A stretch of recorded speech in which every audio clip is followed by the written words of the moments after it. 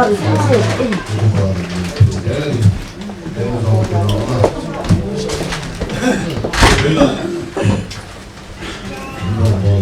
cả u nào thì con ta thì quay mà nhiều chuyện thì nó quên để cái đám còn rồi nhá sổ nó về là thuốc xóa khát giải phóng thân hữu tiêu thụ ta là chưa được bao ông sẽ thân hữu thị ta là được thành mấy à và cái cái người sai số lượng càng lớn thì thế mày xuống chúng ta mới giáo cô có hành trình thì cái khác ông thì luôn á rồi lại hay thế thì thay xuống sao được so cả lũ nên thêm view rồi cái gì à rồi bây giờ chúng ta cùng đi chúng là bà Xuân ông thế nào sự lo xuân buôn nó buôn nó không có cái phong thể thì rồi thế vậy à phương thể phong thể thì nó ổn thế bộ thì người nhá xuân hay sáng thì so cái thú mà học hồ là à sáng thì xuân thì ăn ra xuân thì là tập trung ta là Italy Hà Địa chúng ta phải có xuân để xuân của nó vào người nào để sao thế mà à đấy là cái xuân đi xuân của mình phải là sang đông xuân mà thì cái kia đâu có vào bộ đi tụi lái mày phải hiểu cái này nhá để cái xuân lái xuân của và thì nó là sẵn nào rồi cái thế gì nhá rồi bà xưa những điều cái đồ bà biết số cái củ roi người bà thì gì cái gì nhá thì là đâu được mấy là những cái của Nam Bộ thì cái số xuống của cái người ta sẵn này cái số của người này lớn cái số lớn à cái tuổi này nó thuận tiện cho con đi hai đôi ăn lại cái hàng cái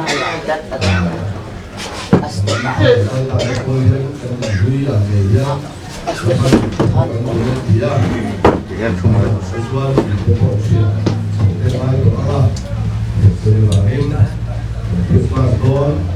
hết cái rõ cái mình là nó hai bên Mỹ của hai bên cái sự quan tâm trong sự in dùng một cổ mà thế vậy bây giờ bây giờ không không đại đi vậy là có mà ăn rất thì ăn đồ tổng được cái số đặc biệt là cái dùng cần phân ra có cái xử lý ra tới cái tạ nhân thủ xe ra cái phần trái ra từ đầu xuân và cái công thứ thứ một này là một chuyện tân ngầm ông bỏ tiền đất này từ đầu xuân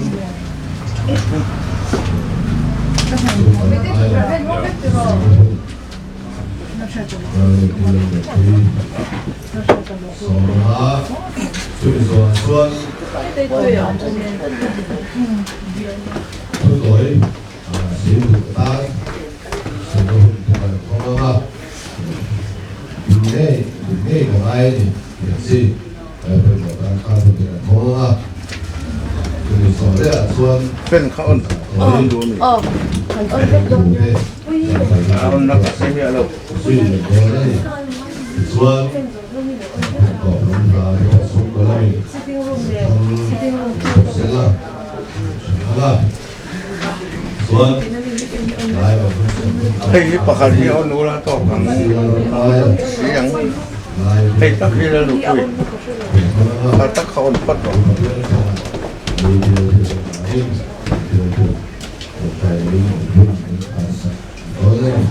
có cái Tuhan dan juga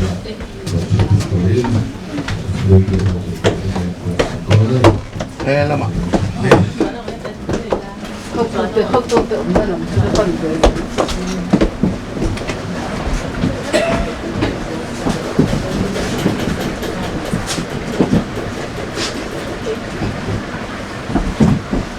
Thiên Thượng Mai Thắng rồi saiผู้สมเด็จพระเจ้าสมเด็จหัวเสือเนี่ยที่มีที่จะส่วนนู้นเลยนะจะมีรวมส่วนผู้ไว้บุตรตู้อุลาทำสายโอ้ได้ฟิล์มสุดท้ายได้ฟิล์มเอาอันนี้นะเรียนที่จะส่วน그런 시험을 보면서 세 아멘 러바 비안 바로 따뜻한 또 예배나 분수가 이런 말을 시험사가 방에 간 원아우 아이 속거나 수원 아니 배우가 아이들아 그리고 그 허가는 뭐가 앞으로 그 가에다 mai cô phần niệm tu thế ở ba quy thế mai là quy thật xuống mai thật xuống để lâu thải liên tổ khác đi bây giờ hiện xuống quê là quân quân quân sĩ quân cố nghe cái đâu phải sự là mình không phải bây giờ hiện tại thì cũng là thằng thế còn anh tao ta thế cái thì luôn là cái gì tao này thì cái này cái thằng này cái luôn lên cái thằng này ở ba không biết ai số là biết cái vụ đó rồi 이모 ai cái gì qua lúc cái vụ của anh chúng ta bây giờ sản xuất tôi là phải xuống xuống của lấy một cái đấy họ cái gì cái sản xuất là phải xuống hallelujah amen thằng nào để chuẩn bị xong rồi phải cái gì dan orang putih lepas suku kata ay, ini boleh nampak itu sesuatu orang bukan putih kan. Oh, sangat tu Yesus, haleluya, berikan program ni, kau nama manusia pula. Oh, haleluya, amin nama opini tu ya, cara nama apa itu, bukan itu macam tu. Itu dengan satu ke, orang baik sifat lain seperti orang semua. Bây giờ hiện lên ba thì cũng có cái yếu lao tình huống thả liền những cái lỏng về đó mới được được có xuất sắc. Ở cái tầm xuống đi hiện lên ba cái phòng có cái ta là cái tôi sẽ được sự thực đó thả ra đi đâu là tới cái số cái gì. Ở sản phẩm tôi là bài số số ấy đi bạn tham quan và tham quan thực tiễn này. Ở là bài số cái con này tao ta cái cái. Ở hallelujah cái này thì thuộc câu này thì có bạn hết. Jesus pun hendak pada manor bela ia tahu kita bela nanti bela orang pai suan tahu kaze tu tak pergi Jesus pun orang pada mari Jesus pun ini dia nama ji tak ada mana Jesus pun itu pilihan nanti pada engkau pilihan manor sahaja sedang tuan pai sudah pilihan dia amen.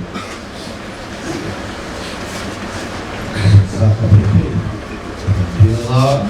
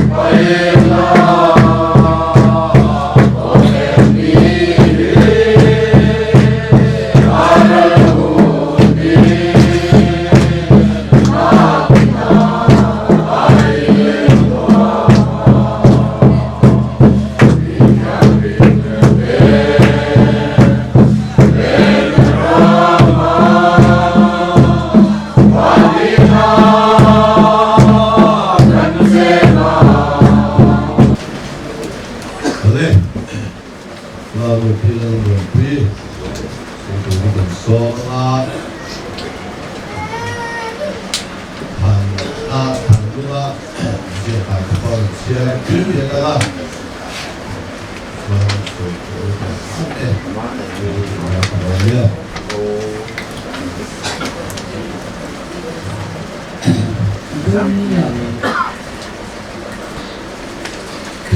ngày cái ta thế sai thì nó ra một thế mấy cái sườn thì mày tu cái sao của cái con thế nó đó yên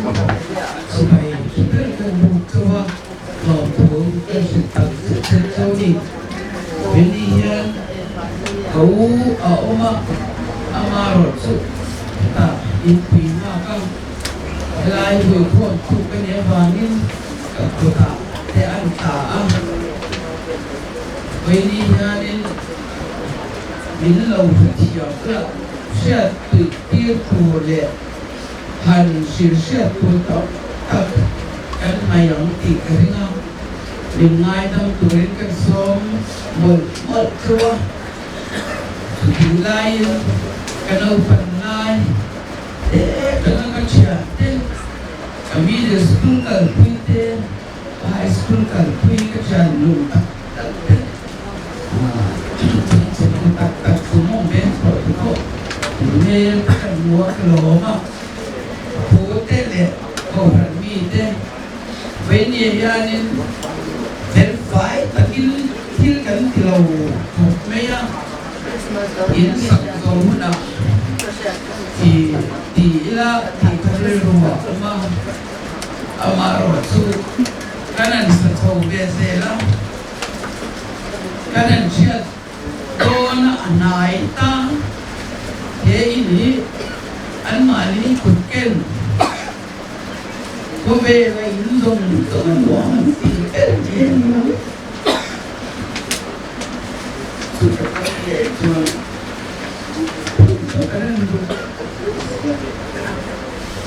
tu bằng chuan in cái này thì cũng su cái nữa cùng các bạn tuần theo ra cái sự presente thì các bạn tổ đội sửa cần lúc ấy nó cần quý mà sẽ có thể sửa nên cái tiền anh tổ tu bằng chuan chuyển qua cho chung của phụ thế cái chung của chung bộ cái này anh kỷ niệm của anh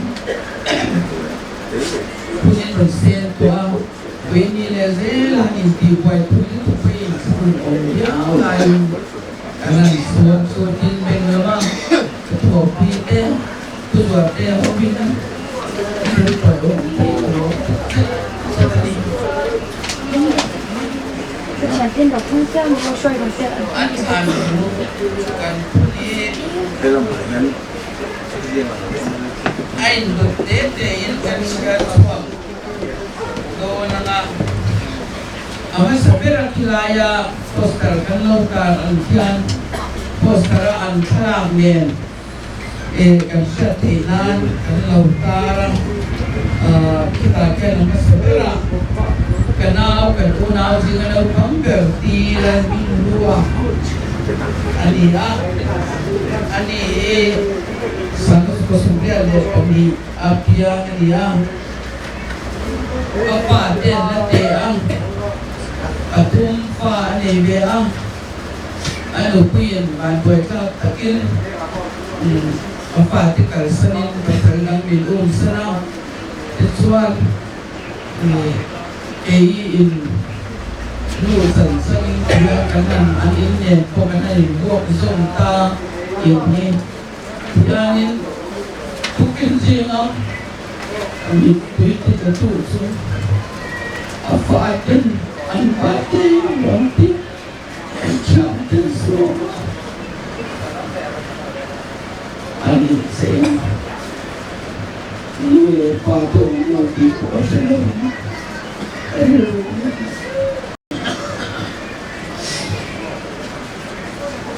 masih anu setiap tahun ini soal kasual apa tua kan apa dia pun kerja beli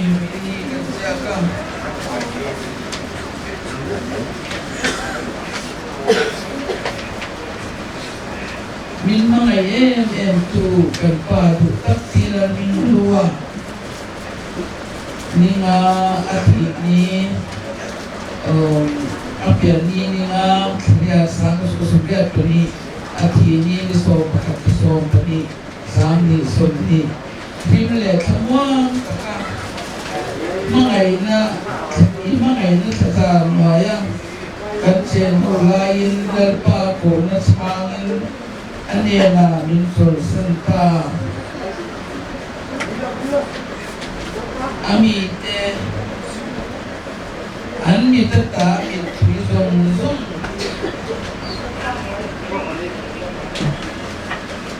pai to ma ti na om le to lawang ti kha an bai hu sang ko ni an fa ten su kan ta la nga phun tua a fa te dai na vie sang zuali ut so le ana so pu na amang mega o so te so mega ke ti la lu moi ani hi pol ya so mega tuan faith dan syaitan hi ke situ hasil mega ni tuan atau dia tuan itu kanu ka kepas anak ati makan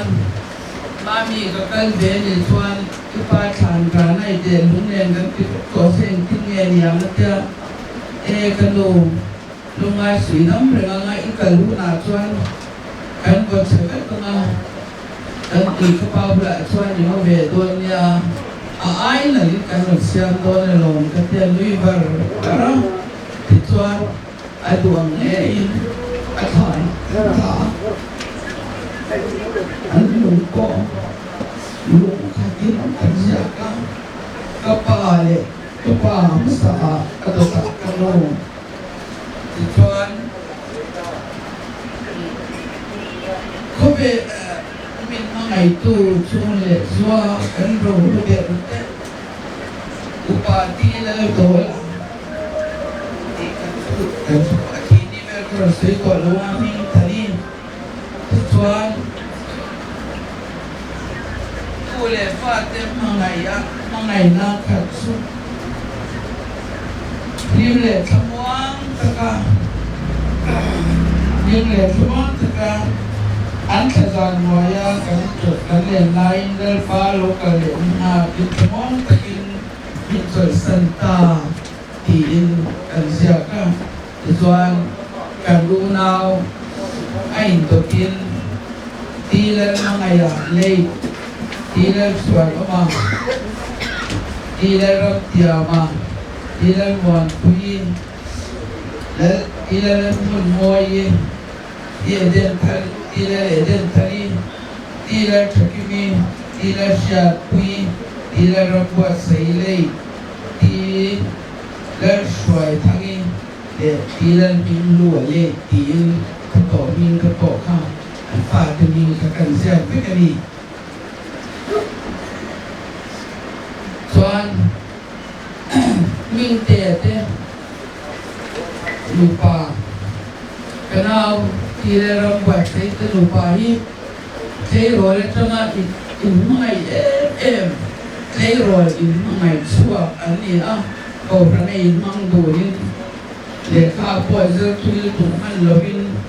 ani ne ya ko rana tian min chuan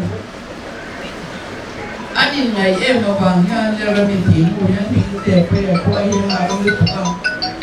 chuan aku khap nam dela chuan ri ve ta chuan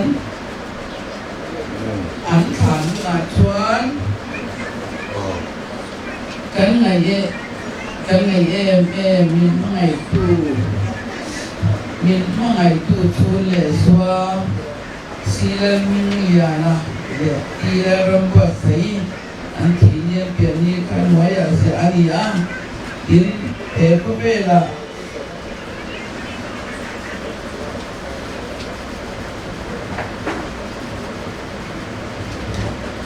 Hekobela in sunu Hekobel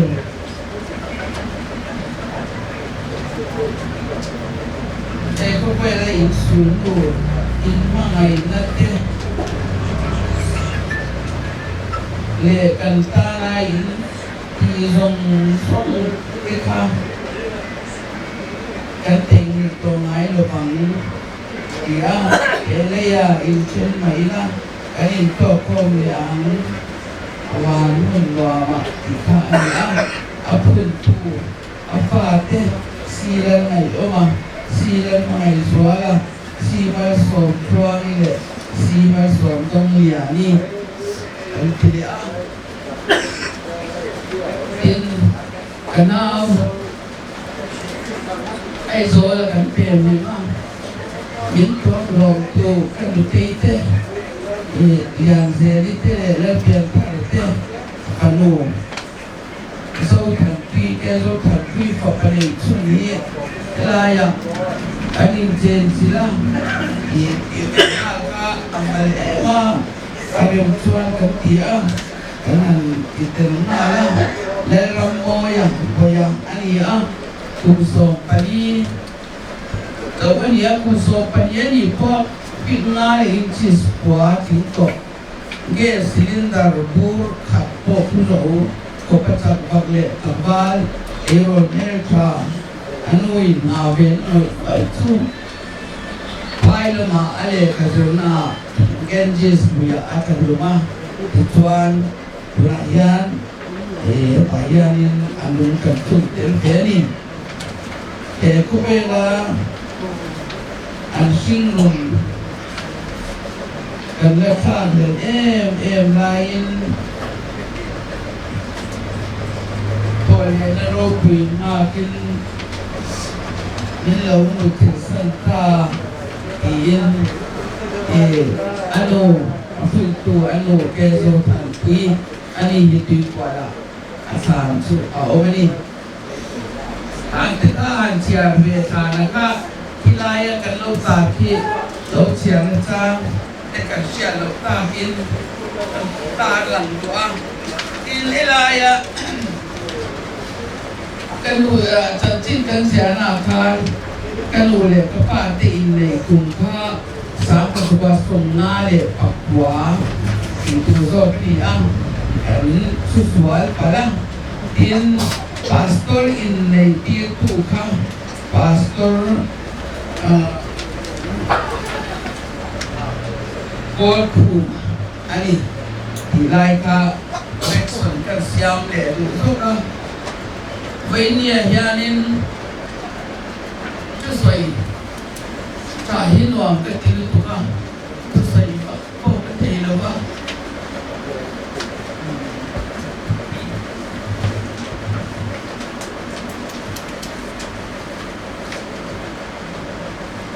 Jangan enak. Kencermen sih, info seperti itu. Ketiga. Ano yung informasi itu kan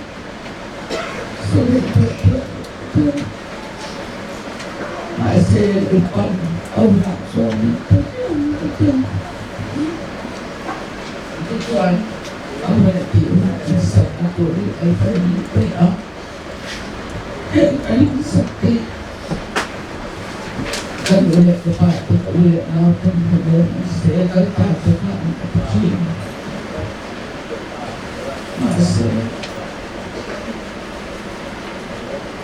Kema tu tak ada kau boleh main. Keturunan Tuan Fasohin kedua,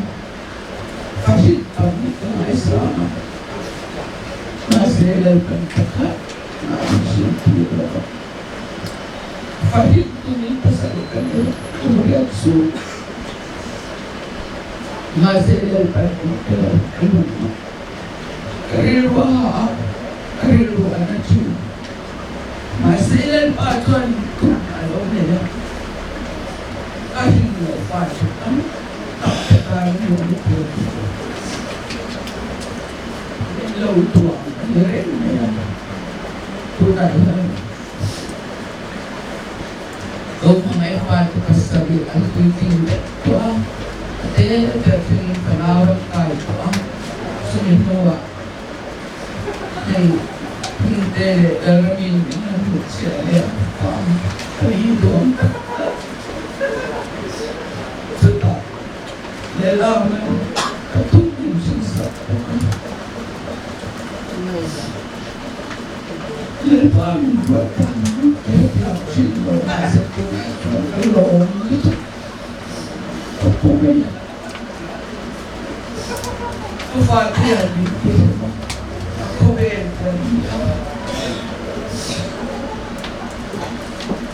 Lên bay hãy bay lên ba từ lâu rồi đến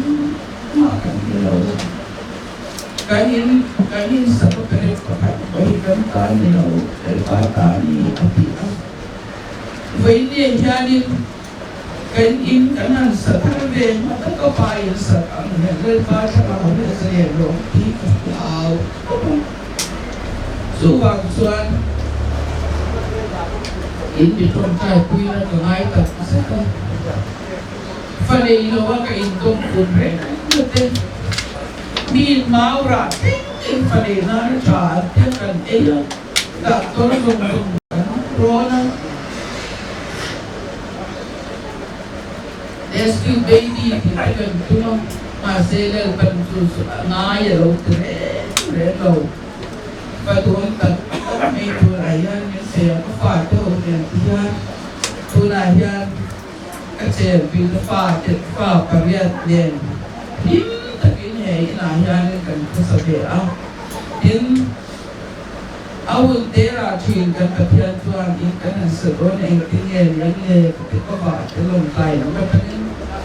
thì sen nó cái giống thôi đi đâu có phải thì anh thì tốt đấy luận tí ra xong bé là thế sống rồi mà thế thì cái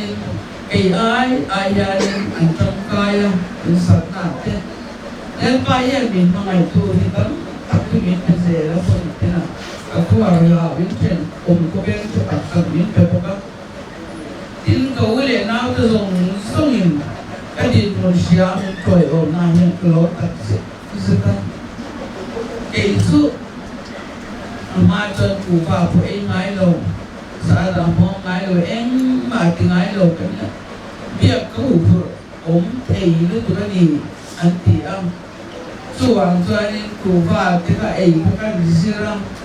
thì cho anh cái nó sẽ tạo lúc tụi nó tụi nào phải cho anh thì thứ dạng của bà cầu lệ nào để ta có trong công điều thiếu lâu anh pha từ thu ôi lúa bé xin thu nó cái này nó làm cái bảo trì là nhiều thứ dạng của cho anh với nhà gia đình pha đủ tất cái này tụi mà chuyển qua từ cuối biếng cái thiếu lâu cooperative pha có leader anh đi lệ rồi anh react chỉ để mình pha ai cái pha số có cái cuối rồi lệch chỉ nó quý thế này có cái đúng thầy thuốc mấy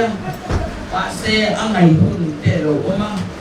ăn ngày hơn rồi thì anh ta sẽ cứ là cái gì nên mình xem thì cái lỏng về thì anh chán cho anh cái anh chán ăn lẩu chán tao chắc khi ông có gì cái gì dùng cho anh bé lim lệ cái chung cái giải đông cái lâu này lâu này phân mình ai đông cái tuổi cần sống tôi này cô rằng tôi phải tu mà cái lâu thiam lâu cái rau về quên bốc xí lâu thì tôi là cái tay mà béo bốc xí lâu mà xe lên ba miếng buồn nó buồn thế lại rồi cái chỗ cái thiam về tôi này Indonesia tôi ai kia tôi mình trông cái gì thế tôi lệ cậu lệ nào thế cô rằng mi thế cái mù pa thế lệ mình thế tôi nụ pa thế lệ ram môi thế dâu thầy đi ngay quên bỏ hay là lệ lao mà thế ngay quên bỏ vậy như là cái khom dùng sầu ti rồi phải xuống ngã lột thú cần xoay ăn qua là vì cần qua phải thế mình kịp quy tắc tụi cần xôm cho vậy tin mình thế papa ang ay ka oi te hành kinh về sẽ là hành xây về sinh sẽ ở trại in cần xả đầu tổ sáu xả đi là cần nghề tốt mấy nghe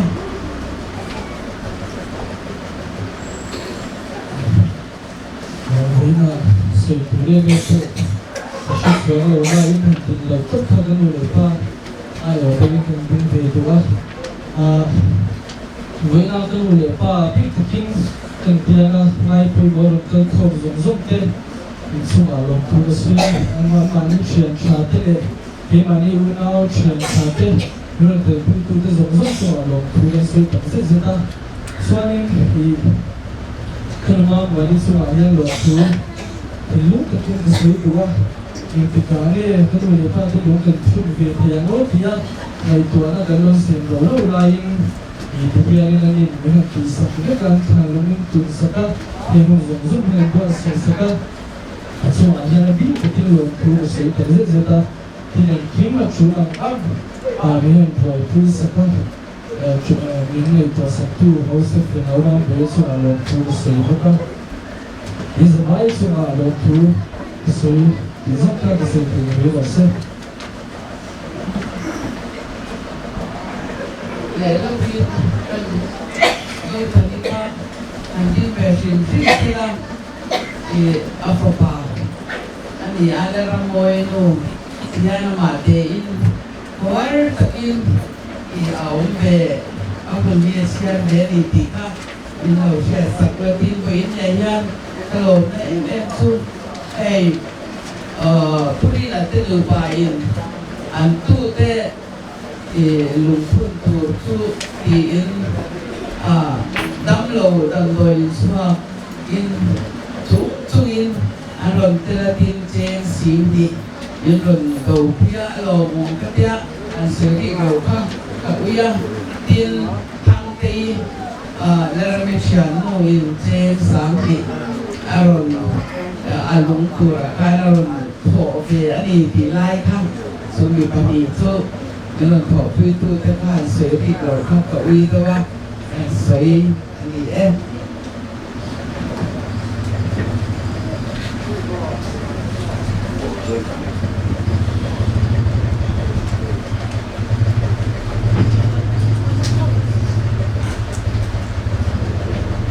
anh sản xuất những sản xuất thì sẽ có vấn đề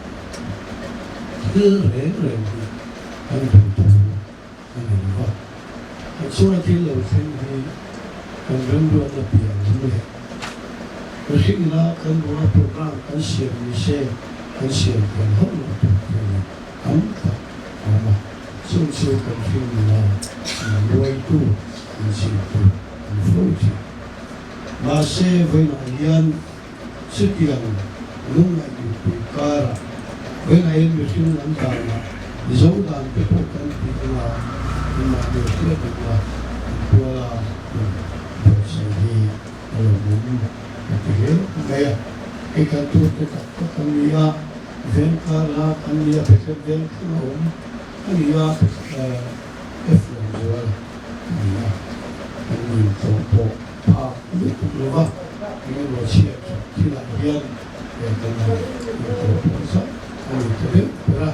ดูแลภาพในไลน์เราคิดว่าอาจจะมีการดูแลตัวเป็นสิ่งที่เราผู้เชี่ยวชาญคือรู้หมดสิ่งที่เราไม่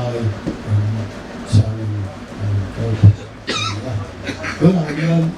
เมื่อเขาจะเรียนรู้ทางรู้ว่ามันมีเพียงตัวสละไม่ใช่เรื่องที่ว่าน้ำมันเป็นเวลาเวลาเป็นอันนี้สิ่งที่เราดูแลอินที่เราผู้กันที่มาช่วยตัวกันเองยันเขียนทุ่งไหนนะจาระดูแลป่าจนว่าอันเราช่วยตัวที่เด็กเราช่วยกันเลยช่วยเขาเลยว่าอันนั้นเราช่วยเด็กที่เราถ้าตัวที่จนว่าที่เชื่อกันเราช่วยเด็กช่วยไม่เราช่วยเกี่ยมารีกันดูแลกันป่าเด็กที่เชื่อกันจริงเจ้ายันอุเลนาอุเลไฟอันนั้นช่วยทำยาวดีแม่เราเรียนกันที่เราละเราเด็กเรียนกิจละแต่ดูแต่ดีผมเลยอุทิศว่ามาเองนี่หมดทุกเรื่องจะเป็นสิ่งไม่เพียงเราชูประเทศนี้ให้เชื่อมีเราเปิดว่าประเทศนี้ผมนะครับอาจารย์เราเป็นนะประเทศนี้มันไม่ใช่ว่าเทียบชีวิตเราเชื่อเรื่องดีว่าดูเราเต้ดูเต้ดูอย่างตัวเราเป็นคนเล็กอย่างเราที่สุดเป็นดึงลูกเป็นเล็ก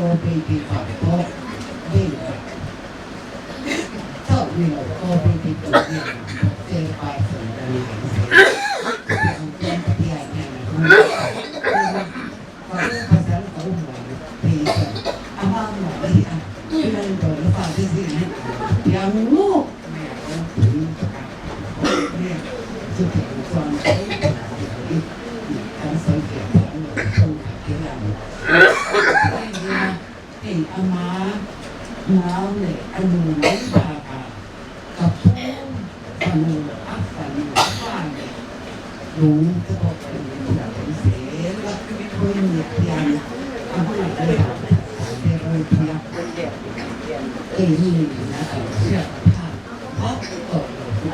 số thế là đây làสิ่งที่เขาแต่มีฮะเองที่เขาสู้กับการเงินอะไรสิ่งที่มาหมดนี่วันนี้วันนี้ว่าแต่เราจะต่อไปได้ที่ที่จะมาเป็นโอ้ยเป็นอาจจะเป็นความพ่อเรียนเสียนั่นก็ไม่ได้เป็นมอตที่โอ้ยเลยมาโอ้ยเอ็มเราคนจะเป็นเอ็มมาวันนี้จะมาเรียนสู้ส่งส่งไปอีกเมื่อไงนะปฏิญาณเราเป็นที่อารมณ์ที่รู้สึกว่าสุดที่ว่าเรายิ่งส่งเราตั้งที่เราถูกใส่ในนี้เนี่ยไหม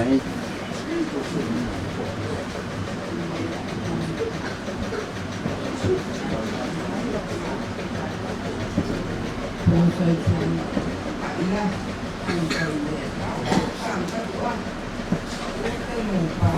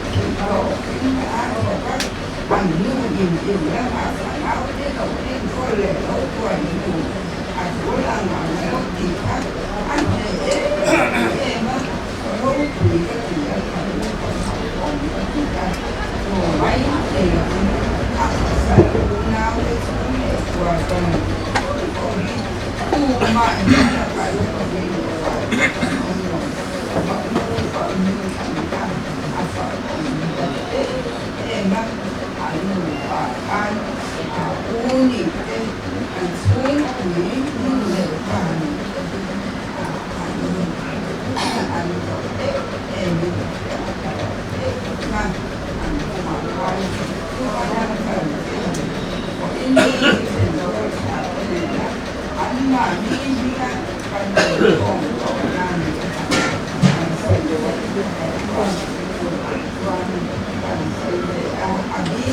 subscribe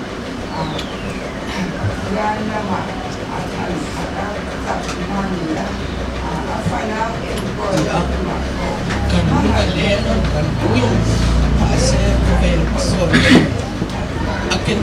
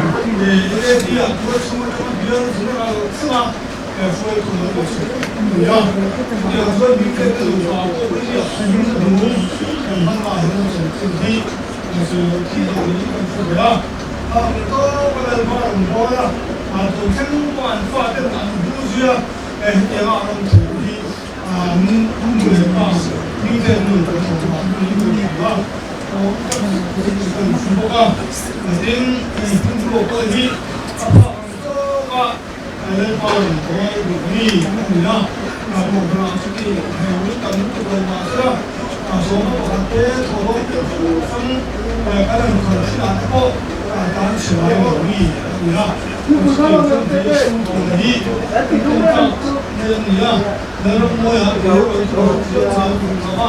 Lai bin Karakon Bawin Hakim Bawin yang cuma ini lagi yang tu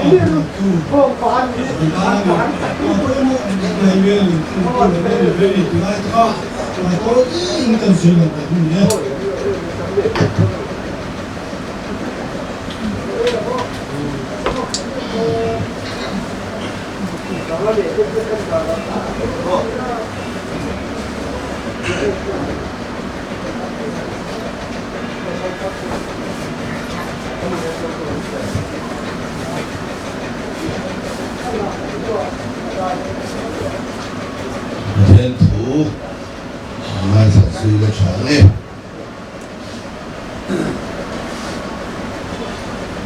Rin thông khắc bung sôm lệ phang á sáng sôm hữu chân hiên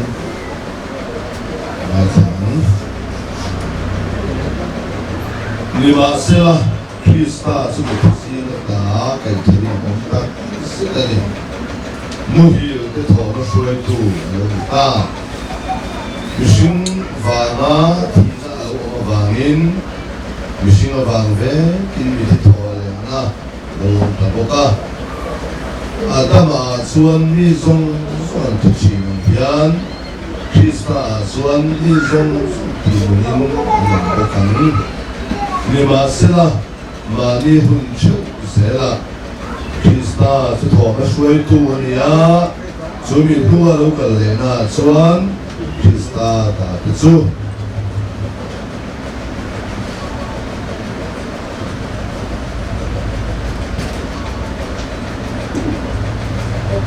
Hela hian lunga hian tu sei tu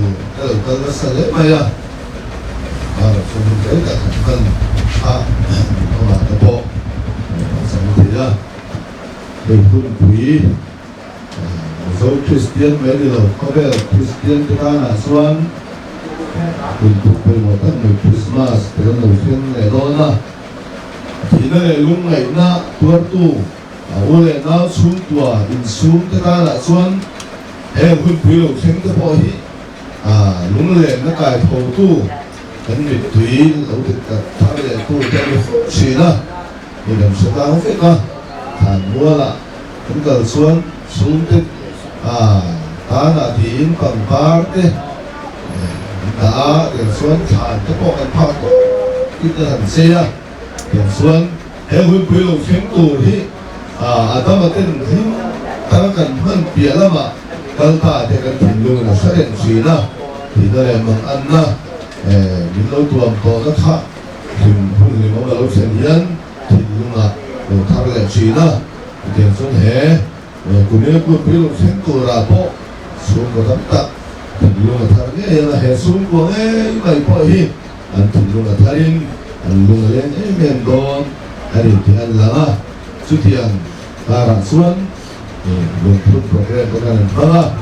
ที่ส่วนฐานที่กันเสียฐานมัวละที่กันกันละมาเสียฐานมัวละฟังกันฐานข้าพเจ้าไม่ละกันเงินมาที่ข้าพเจ้าถูกเราต้องต่อสู้หรอวะในลำสองกับส่วนฐานมัวละกันรีบไปกันทำไมอาทิตย์ยอมไหมมาแม่วินคอแม่วินลุงแม่วินทานมัวละกันฟังกันละอันทานหลุมกันฟังมูอันนี้เรื่องอะไรอันทารากันลมส่วนกันมัวนี่ไม่อะอันมานี่กันไปที่ตัวเราบ้าก็จ่าขัดที่โตขัดนี่ไม่อะนุ่นอภิตรงมาเสสุดยังทาราส่วนอันเบลบุตรีลวินที่ตรงมินกี่รู้เลยชินไม่ละเฮ้ยเขาเรียกกันส่วนกันว่าไงแต่ข้าบุตรีละวิน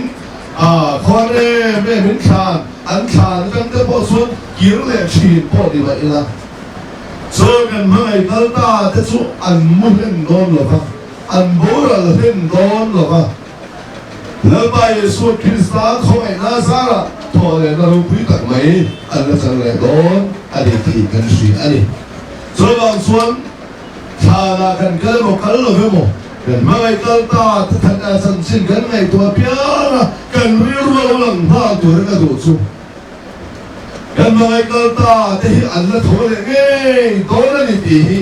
เวลายันกันถิ่นหรือว่ากันเสียตัวนี้กันเสียตัวมาจังเตินไม่พูดเสียหุ่นไล่จังเตินถอดเลยนะเอามริ้งเราปอนกันเลยเอ็นถอดเลยนะที่สมต่อเตะล้อมเราจะบอลเสียกิลนะเราเก่งบอลแต่พออันเราต่อชีถึงก็บอลแล้วจะลงบอลหุ่นไล่ไปอินสุดยอดนะถอดเลยนะแต่จะทิ้งได้ก็ล้อมดีนะทิ้งเลยก็ล้อมดีนะถอดเลยก็ทั้งต่อสู้เราบังไม่อะที่เราใส่ไม่ได้ค่ะเสียกิลนะเราเป็นไม่ชีนะเราบังอินถึงก็บอลแล้วส่วนที่มันเท่านี้นั่นแหละเขาถอดละเพชรส่วนชุดเดียวก็ถอดเลยนะผมต่อลงตัวนั่นไงอะเอาไม่ได้ตัวนี้ทิ้งได้ตัวนี้ที่สองเราเสียกิลไป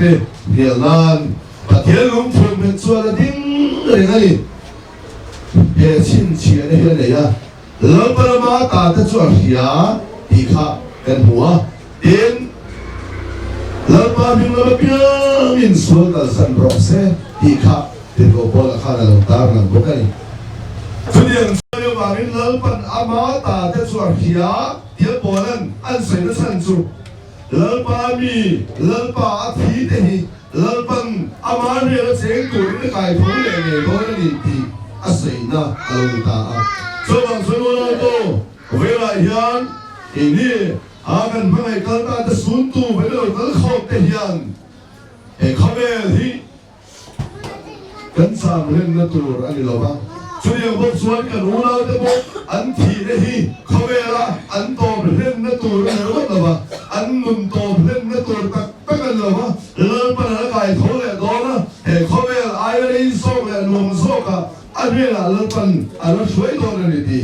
กันถิ่นรู้กันในตัวทารกระดูกเนี่ยที่ส่วนทอเลนี่หลอมที่อันนี้อาศัยเดียทอเลน้ำภาษาเลทอเลน้ำบุ้งอย่างนี้ทอเลนี่สวยจริงอันนี้อ่ะทุกคนบุ้งสมมีจางลีตั้งกันเชียร์ส่วนกันหัวทอเลน้ำภาษาเบลเตอร์ที่ส่วนทอเลทินลัลปามีเตทอเลน้ำจุ่มซ้ำทอเลน้ำภาษาเบลเตอร์เสียอามาร์จุดขลายทอเลน้ำภาษาเบลเดียในไบเบิลเล็ดลูกเล็ดตู้นั้นเล็ดที่อันเล็ดอวดเวเดียวนี่จะเป็นอะไรนะทอเลน้ำภาษาอัตเตอร์จะช่วยกันทอเลหินไบเบิลเล็ดพาราส่วนอาดาไม่อะอาฟิอาเตปออาฟิอาโซโอเมเอ็งว่าเนี่ยชุดเดียวกับทอเลน้ำภาษาอัตเตอร์จะช่วยกันทอที่ส่วนทอเลนั่นรู้ว่าเอ็งทอเลเราว่าทอตัวอันเราโน้นว่านี่จะเป็นอันละนะที่ส่วนกุมสังโรเรลมาทอเลนะจงฮีทอเลนะมาซาที่เราเสพติดค่ะอันนี้มาเสพทุกคนเสียจินเราหลังจินชวนกุมสังรู้เรื่องเราละถูเล่กุมสังรู้เรื่องเราถูเต้โฟกัสปีกิ้งทอเลนะมาซาเล่ทอเลนะมุสโซค่ะอารมณ์ตาลังที่ทำไมค่ะอันนี้ที่ส่วนทอเลนะมาซาหันที่ความสูงยันบิดเทียงลิมเตทอเลนะที่ตรงคำกระบอกกันฟังชีนะส่วนทอเลนะมาซาบิดเทียงลิมเตทอเลนะส่วนคุณสังสนะเช่นที่อันนี้ถึงกูพอเล่นก็ยิ่งเลยขอโทษเสียงคานกันเลยส่วนคริสตาทอเลนะบางอินมีที่ทอเลนะที่กันชีอาดามาบอกเสียนะบางอินมีสิ่งที่จุมาที่น่าเชื่อมีประคัตอาดามทีน่าบางอินเขาเวลาทีน่าลงเชียง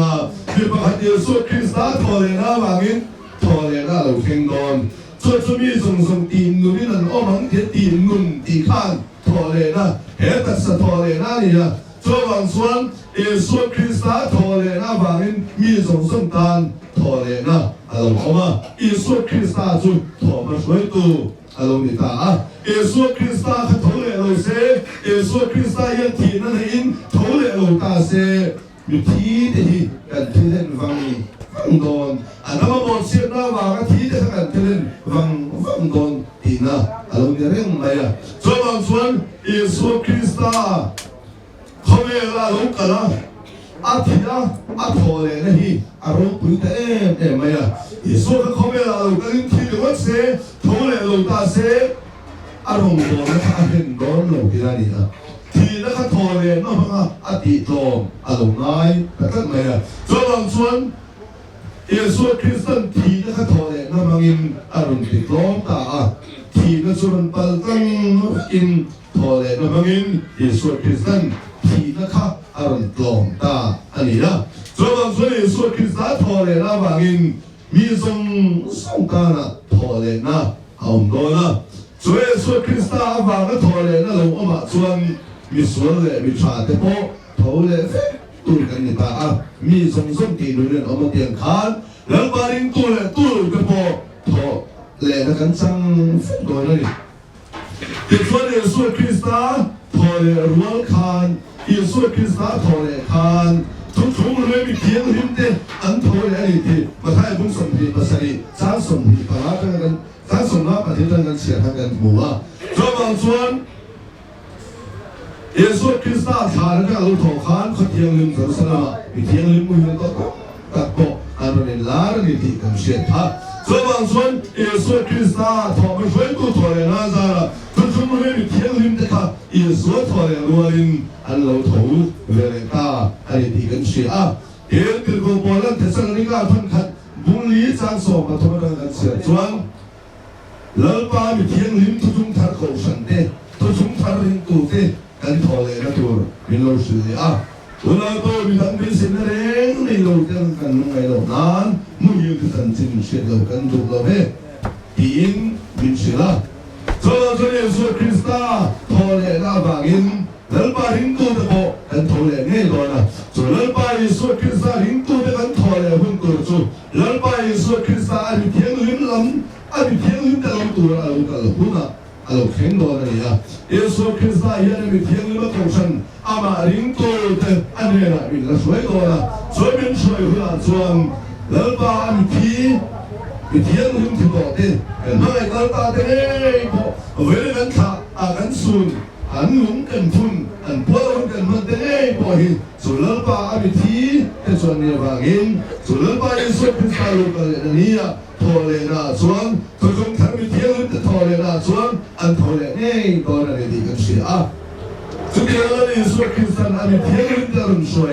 ทอเลยนะองค์ดูส่วนเขาเวลาเห็นป่วยแล้วหุ่นรับท่าตักไม้กุศลสูงเราเอามาที่ส่วนอิสราเอลต่างดันเยลหัตตาเดียนเสียชีวิตที่ขันนี้ละที่ส่วนสกุลที่เราสู้กันมาที่ส่วนป่วยนั้นสักไม้เราสู้กันมาเสียหาเป็นอะไรอินโดรับท่าตักตะวันโอ้มาเสียอินโดนั่นที่ตอบตัวอินเล่คุณสังโรเรลตัวอินหลังไปสู้อาสมิเทียนหินเทรนเขาเวลาเห็นสุกันสุดท้ายคนจ้าสอบประหารเสียส่วนหลังไปสมิเทียนหินสีขัดเทรนส่วนเราแต่ละที่เป็นหัวส่วนตัวฉันมีเทียนหินหลังไปเนี่ยนะช่วยก่อแค่ช่วยขาดานคุณสังโรเรลตัวเนี่ยหาเป็นอะไรอินโดนั่นที่ตอบตัวอินหลังไปสุขเวลาเห็นเราแต่ละส่วนตัวอิสราเอลมาไม่ควรโลกาลินอิสราเอลมาคุณสังโรเรลตัวอินเป็นโปรเซสโดนะที่ส่วนอิสราเอลมีแต่ส่วนคุณสังโรเรลองตัวอะไรสักตัวแต่ส่วนอันนั้นที่โดนตายที่ส่วนคุณสังโรเรลตัวนั้นอิสราเอลคริสต์อันนี้เทียงหิมตัวฉันอันนี้น่าช่วยตัวเต้นนะอันลูกหัวอันสุดท้ายหัวแต่พอตายละส่วนคุณสังโรเรลตัวนั้นส่วนดันเยลหัตถ์ชัวลัลปัดทัวเช็ดเยอะทัวฟังเลยสกุลตีดูตาดานาบามาร์คาร์เตอันลูกทัวเวลาโดนนี่ส่วนลัลปัดเช็ดเยอะทัวฟังเลยสกุลตีดูตานาบาลุตันเตชะลาวสุดหัวดินทุกวันนึงสมเพียกันหมดครับส่วนคุณสังโรเรลตัวนั้นส่วนมาครั้งที่พอเลยเราเป็นคนคุยกับไหม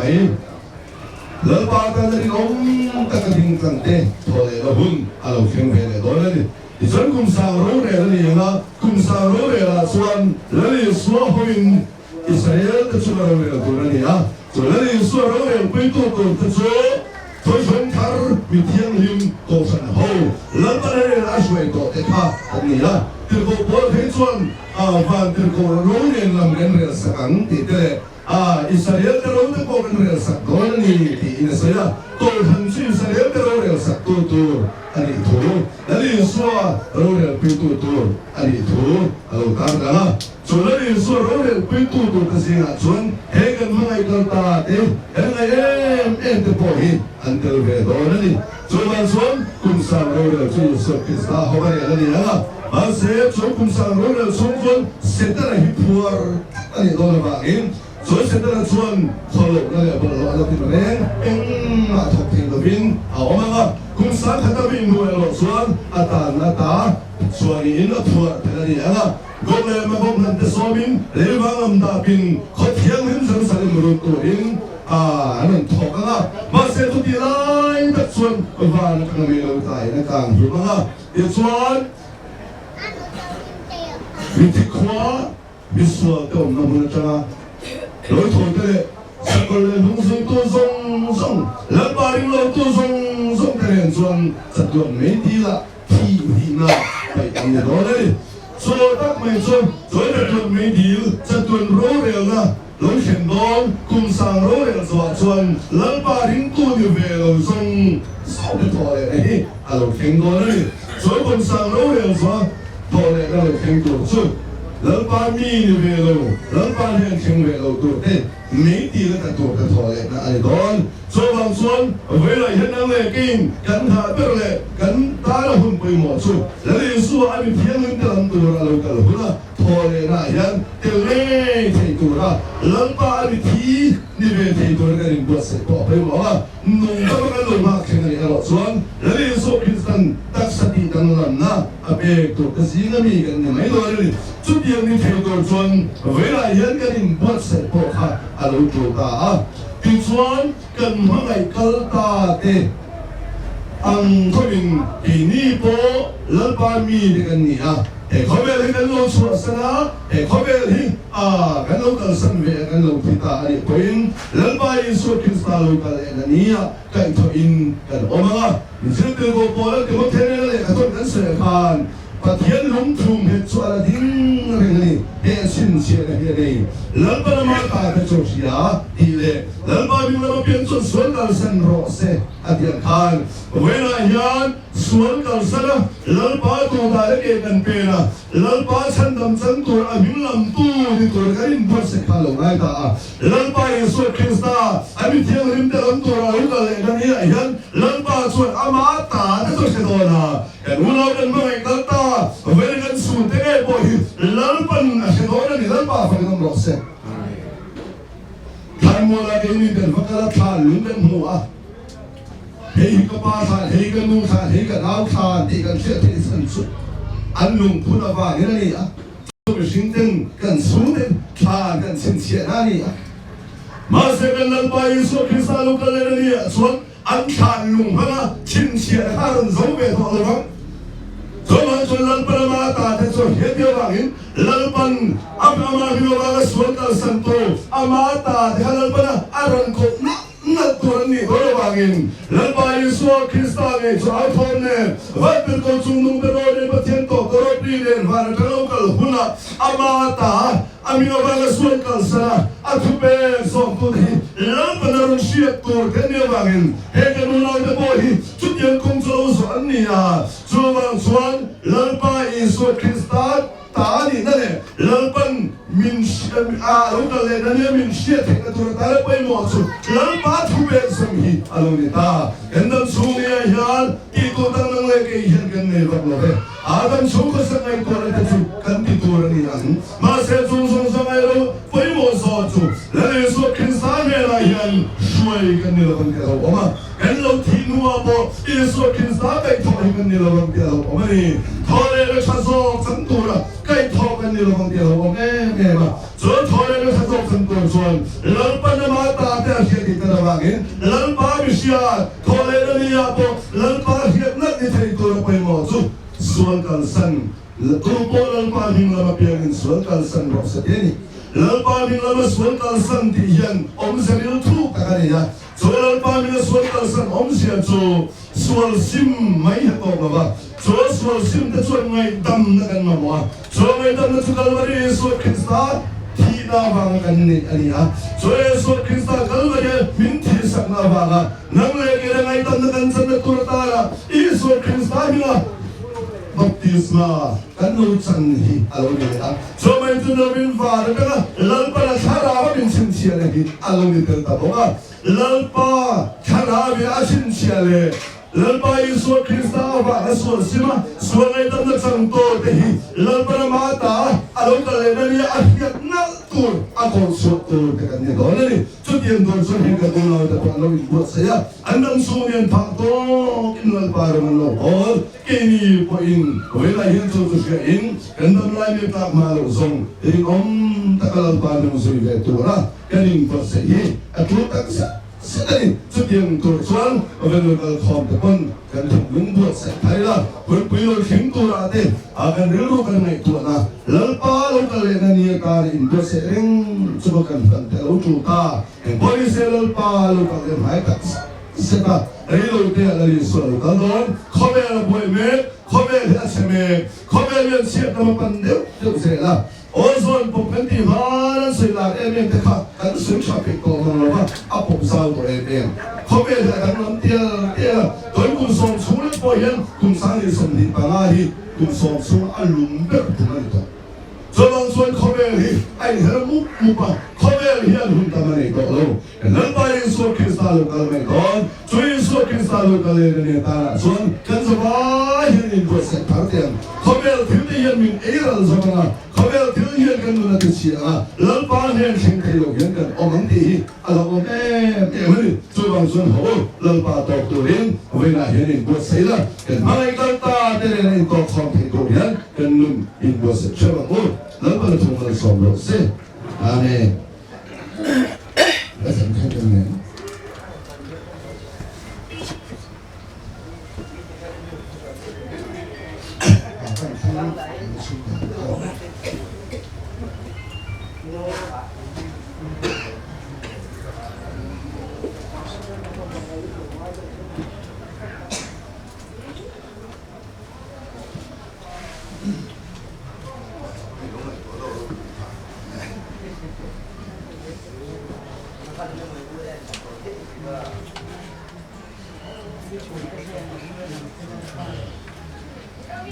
Ni tin ka the na om ren selal pa kal ke so nok lai sa na tin ti ni na suan ni sak so ke to sil rong ayan tong tai lein ni sa sa kana kita ti lesan ke nya a tin bor ve la chai to ta bu ke ko ti ka ni a ni sa ti kan sai chin som le na cha kan so đất là ông pin có một ngày là sao đấy đấy cái đầu tiên là học từ sáng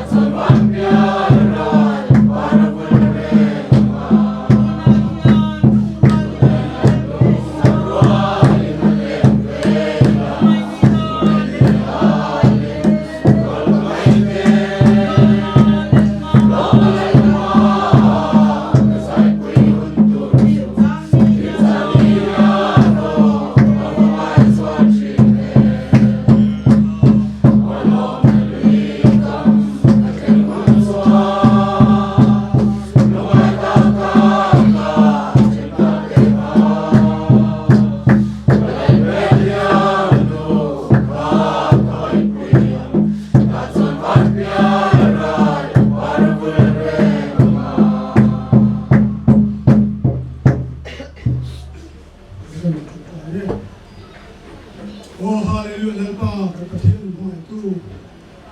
Hoy lalpa kan rong bol pui kan hoy kan ka lalpa ko kan hoy tu. Lalpa hum ta. He hun bang tura rong ka khom zo lalpa khara ko chu se. Lalpa he hun ko se tu lalpa o alfa te lalpa una nu ti lalpa tu chu ko ka khara tu pui na. Lalpa hun pa le se lalpa na ba tu ri len ti ba tu so se. Lalpa ko be ni lalpa ki bona. Nangalo ka le na lalpa lalpa ni ka ne ti tu ta. Kanong bo tu rong bo ka kan zo bai kan ba ni so so tu rin. Nam tu lalpa Yesu Krista ne ko rin se. Amen. Oh.